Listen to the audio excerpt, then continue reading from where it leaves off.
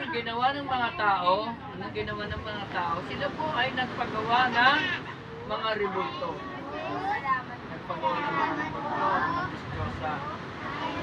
Makikita ho natin yan sa aklat ng Exodus chapter 30. At nagpagawa sila.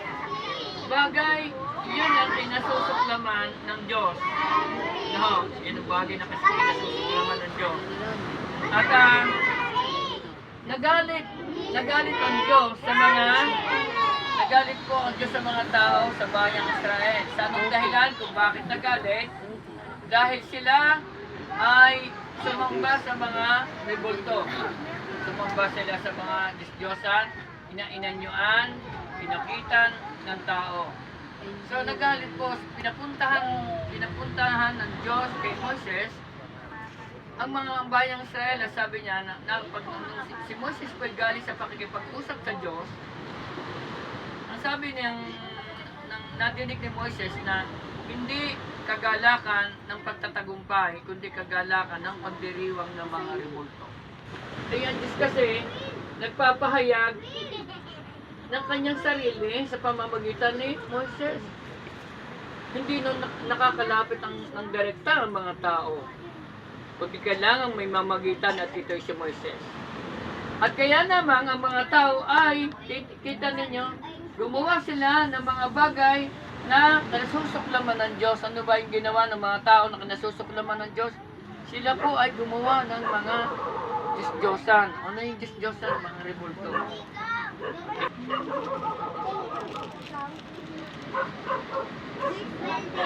Tertito po, 32.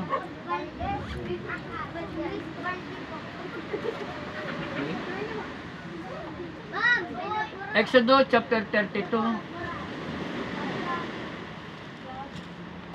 Nung nagtagal si Moises sa Diyos, ang mga Israelita ay lumapit kay Aaron.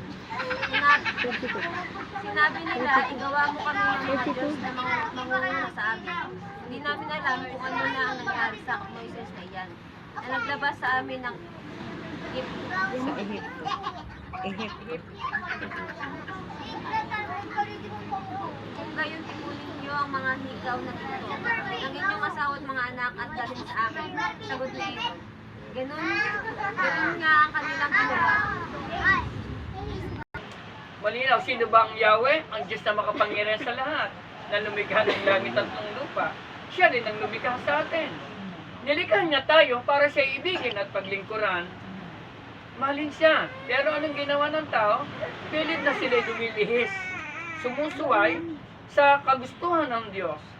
Pero ang Diyos, iginagay ng Diyos ang mga tao sa pamamagitan ng mga propeta.